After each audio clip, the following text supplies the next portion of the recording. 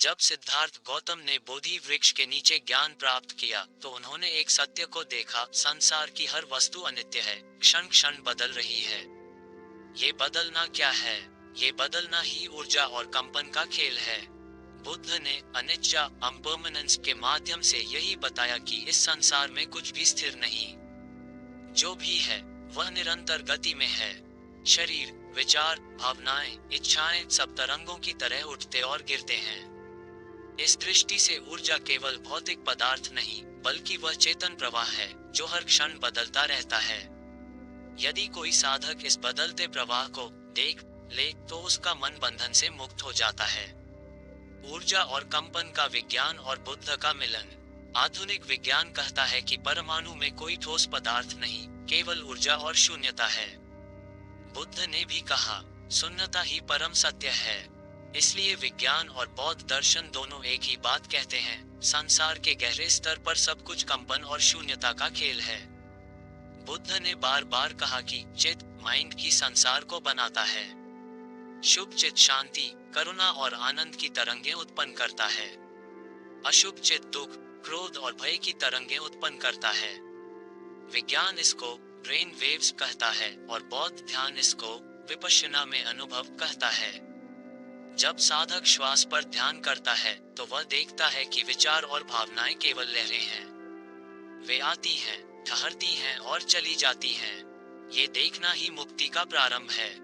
बुद्ध ने कहा था, इस शरीर में ही संसार है, इस शरीर में ही दुख है और इस शरीर में ही मुक्ति है। जब हम शरीर को सूक्ष्म दृष्टि से देखते हैं तो हमें केवल संवेदनाएं सेंसेशंस मिलती हैं। ये संवेदनाएं कंपन ही हैं, कभी सुखद, कभी दुखद, कभी तटस्थ। विपश्यना ध्यान का अभ्यास यही है कि इन संवेदनाओं को देखो बिना आसक्ति और बिना द्वेष। धीरे धीरे साधक समझता है कि हर संवेदना क्षणिक है, हर ऊर्जा लहर बदलती है। यही अनित्य की साक्षात्कार है। बौद्ध परंपरा में मंत्रों का उपयोग किया जाता है।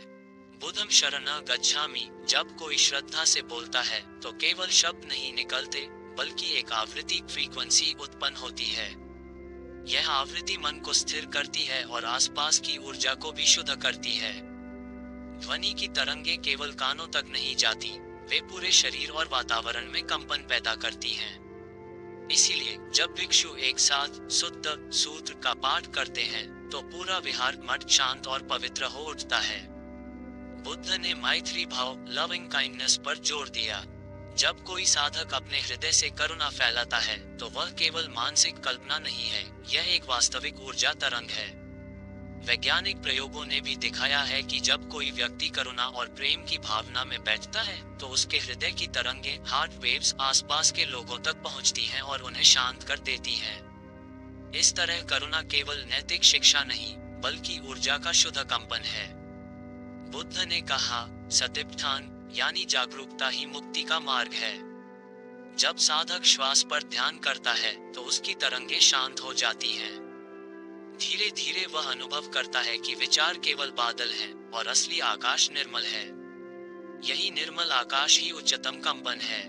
हालांकि बौद्ध परंपरा में प्राणायाम शब्द नहीं मिलता, लेकिन अनापानसति ध्यान श्वास पर ध्यान को बहुत महत्व दिया गया। श्वास पर ध्यान करने से मन की तरंगें स्थिर होती हैं और शरीर की ऊर्जा संतुलित होती है। बुद्ध ने कहा, संतोष पर मन ध्यान। जब मन आभार और संतोष में होता है तो उसकी तरंगें हल्की और उच्च हो जाती हैं। आभार का भाव साधक को ब्रह्मांड के साथ एकत्व का अनुभव कराता है। रोजमर्रा की जिंदगी में कंपन। भोजन। बुद्ध ने कहा था कि भोजन केवल शरीर के लिए नहीं बल्कि मन की स्पष्टता के लिए भी है। सात्विक और सरल भोजन मन की तरंगों को शुद्ध करता है। वाणी, सम्यक वाचा, राइट स्पीच केवल नैतिक शिक्षा नहीं बल्कि ऊर्जा की शुद्ध ध्वनि है। गलत शब्द वातावरण को भारी कर देते हैं, सही शब्द वातावरण को हल्का। संगति। अच्छे लोगों की संगति उच्च कंपन देती है, बुरी संगति मन को गिरा देती है। इसलिए बुद्ध ने कहा, कल्याण मित्रता ही संपूर्ण मार्ग है। बुद्ध ने हमें यह नहीं सिखाया कि ब्रह्मांड को जीतना है। उन्होंने कहा, अपने मन को जीतो, यही सबसे बड़ी विजय है।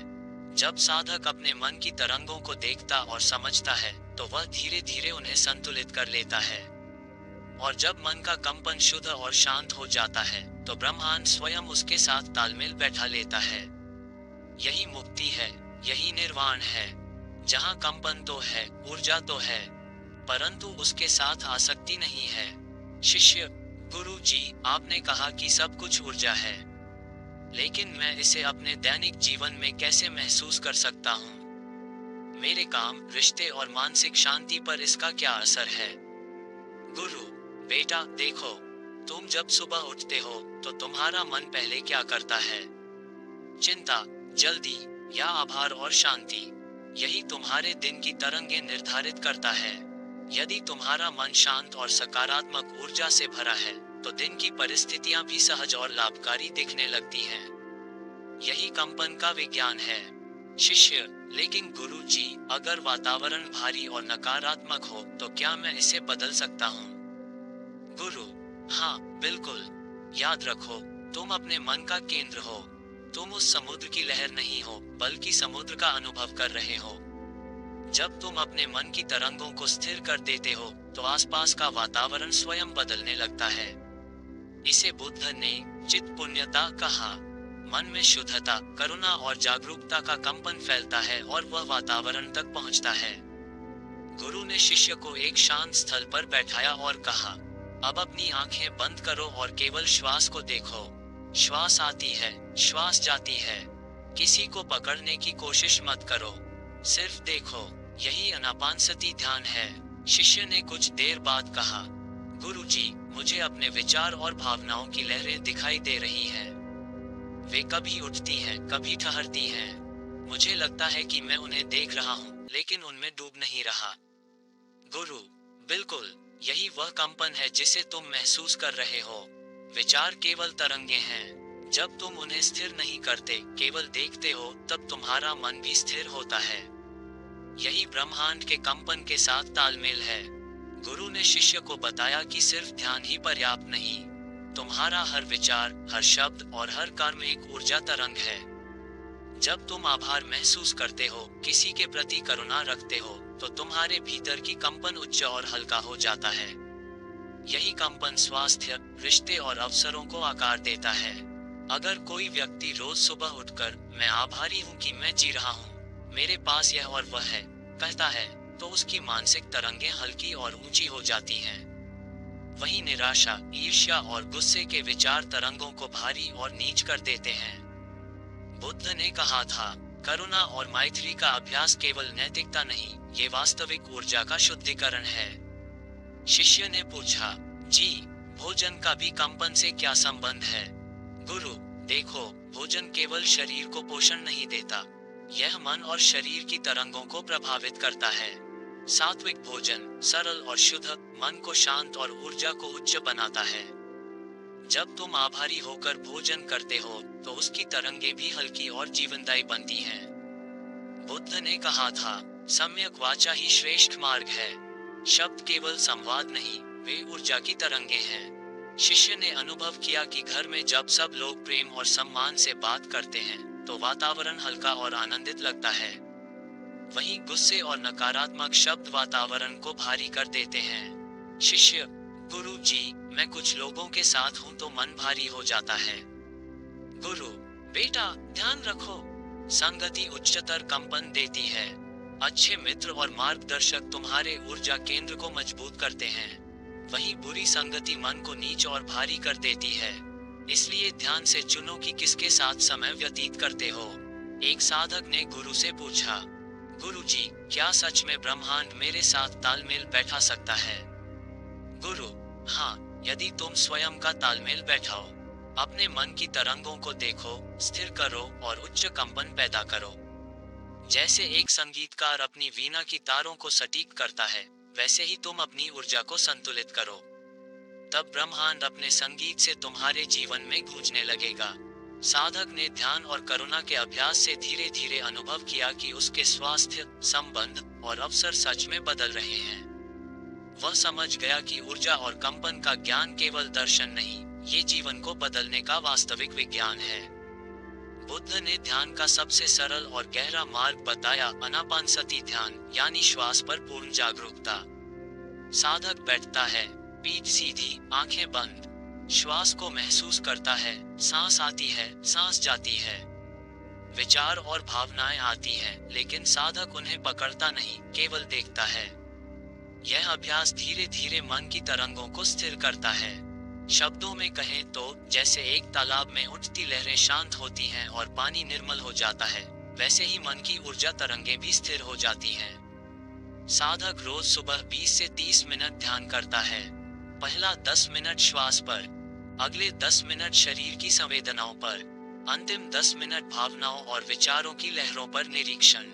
धीरे धीरे उसे अनुभव होता है कि विचार और भावनाएं केवल ऊर्जा तरंगे हैं और वह उन्हें नियंत्रित नहीं करता, केवल अनुभव करता है। इससे मानसिक शांति और जीवन में स्पष्टता आती है। एक बार एक साधक नाम धर्मपाल अपने जीवन की उलझनों में था। उसके मन में चिंता, भय और गुस्सा लगातार उठ रहे थे। उसने गुरु से पूछा, गुरु जी, मैं कैसे शांत रहूं जब मेरे चारों ओर समस्याएं हैं?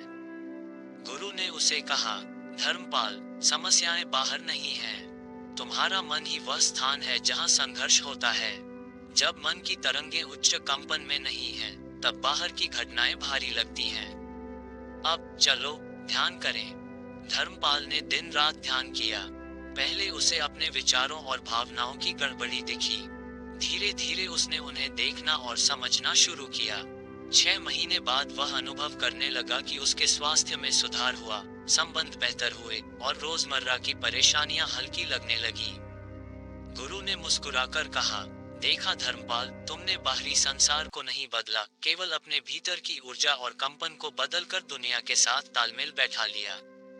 बौद्ध परंपरा में मंत्र केवल शब्द नहीं, वे ऊर्जा की तरंगे हैं।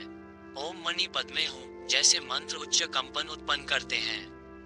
उच्च कंपन मानसिक स्थिरता, करुणा और चेतन जागरूकता। दिन में 3 बार मंत्र जपें। एक बार 108 बार जपना पारंपरिक है। जपते समय केवल शब्दों पर नहीं, ध्वनि की आवृत्ति और कंपन पर ध्यान दें। अनुभव होगा कि भीतर की हल्की ऊर्जा ब्रह्मांड की तरंगों से मेल खा रही है। बुद्ध ने कहा, करुणा और मैत्री का अभ्यास केवल नैतिकता नहीं, ये वास्तविक ऊर्जा का शुद्धिकरण है। रोज सुबह उठते ही 3-5 चीजों के लिए आभारी हों। आभार का भाव उच्च कंपन उत्पन्न करता है। उच्च कंपन स्वास्थ्य, मानसिक शांति, रिश्तों में सुधार। ध्यान करते समय किसी के लिए करुणा और मैत्री का भाव भेजें। कल्पना करें कि उस व्यक्ति की ऊर्जा तरंगें भी आपके साथ मेल खा रही हैं। इससे केवल आप नहीं, बल्कि वातावरण और लोग भी प्रभावित होते हैं। एक अनुभवी भिक्षु नाम आनंद विग्रह अपने शिष्यों को ले गया जंगल में। उन्होंने शिष्यों से कहा, अब हम ध्यान करेंगे और शांति की तरंगे फैलाएंगे। शिष्य पहले निश्चिंत थे, लेकिन वातावरण भारी लग रहा था। ध्यान के 30 मिनट बाद सभी ने अनुभव किया, वातावरण हल्का हो गया। पक्षियों की आवाज शांत और मधुर लगने लगी। शिष्यों के मन की हलचल शांत हुई। आनंद विग्रह ने कहा, देखो, ये केवल ध्यान का चमत्कार नहीं, यह ऊर्जा और कंपन का विज्ञान है। जब हम अपने भीतर की तरंगों को शुद्ध करते हैं, तो पूरा ब्रह्मांड उत्तर देता है। सुबह उठकर शांति से बैठें। 5-10 मिनट श्वास पर ध्यान।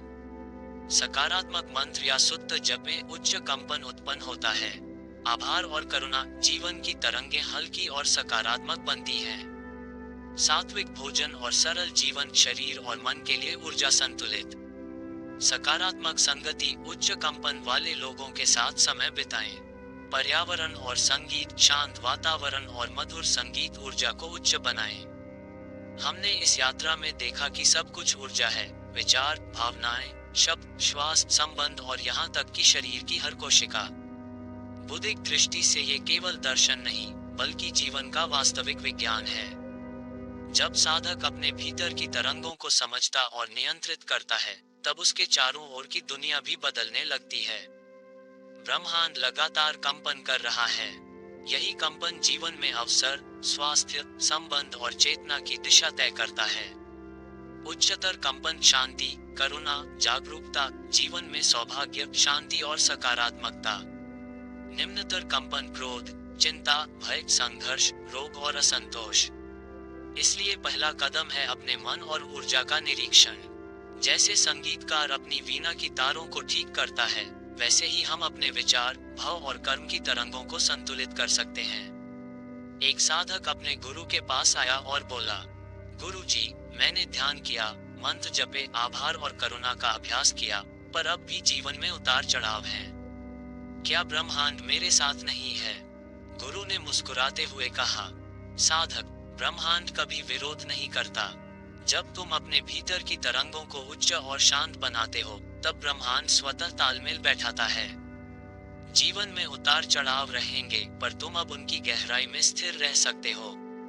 यही असली शक्ति है। साधक ने अनुभव किया कि मन की शांति और उच्च कंपन ही असली विजय है, और बाहरी दुनिया उसी के अनुसार प्रतिक्रिया देती है।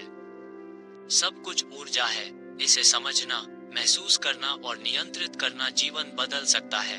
अपने भीतर का ब्रह्मांड, जब हम अपने मन को संतुलित करते हैं, तो बाहरी ब्रह्मांड भी हमारे साथ तालमेल बैठाता है। उच्च कंपन, शांति, करुणा, आभार और जागरूकता से उत्पन्न होती है।